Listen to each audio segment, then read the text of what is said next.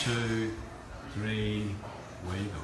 Hi, I'm Lynn Payton and I'm here in Florida with the amazing Tracy Schmidt. Unstoppable. I'm honoured to call my colleague and friend. And Tracy is the unstoppable Tracy Schmidt. Tracy, I would coach a number of senior executives, women who are juggling all those things, homes, families, jobs, whatever. And one of the things that I'm finding at the moment that more and more of them are feeling really overwhelmed. Yes. I just wanted to talk to you for a little bit about all the amazing things that you have accomplished. Well, So I know about the sailing and the rock climbing, but just tell us some of the other things that Tracy Schmidt has accomplished. oh my gosh. I mean, this past year has been phenomenal. Past 2 years. 2 years ago, I did 5 times the income. And then this year have doubled last year, which is just amazing. And it all started with deciding to write a book and then becoming a #1 international speaker and sharing the stage with James Fonda.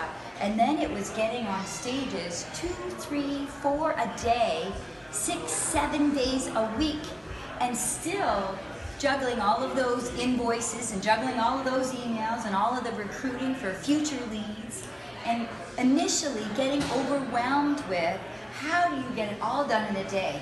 Like, you've already got 5 really big meetings on top of a gazillion and 1 emails. And where does it all go?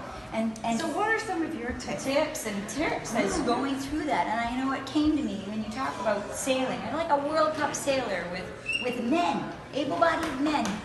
And when I started, I was always falling out of a boat. You know, as a 4-way amputee, born this way, I was top heavy. And the big trick was to just get back in the boat. And I think what happened the year before I was super successful is you fall out of the boat and then you beat yourself up and you spend some time procrastinating, what if I fall out of the boat again? And the real trick is, okay, that didn't work, and move on. And so it's getting back at it, it's persevering, it's getting back into the boat over and over. And you know, when I ski on ski runs called OMG, oh my goodness, and you wipe out in the trees, you think you're gonna wipe out, and you do wipe out. But you're not gonna figure it out at home, you gotta go for it. So how do you actually fit all those things into a day? What are your tips for time management? Is to not get overwhelmed at the whole day. I take everything strategy by strategy. I'm here, now, and current, and live it fully. But at that beginning of the day, 5:30 in the morning, you know, you wake up early, and I wake up early. And then I look at the day, and there's a famous leadership guru that says, eat the frog first.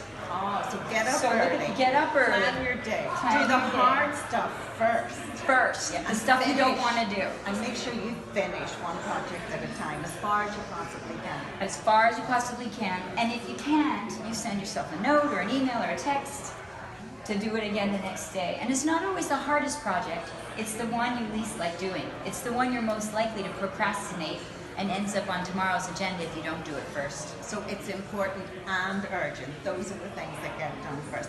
And you know what I love about you? You really celebrate those successes. Yes! Yes, celebrate your wins. And I say celebrate your win today. But they're not tomorrow. You need to celebrate a new win and start creating a new win again the next day. The amazing, unstoppable Tracy. Thank you. Thank That you. was awesome.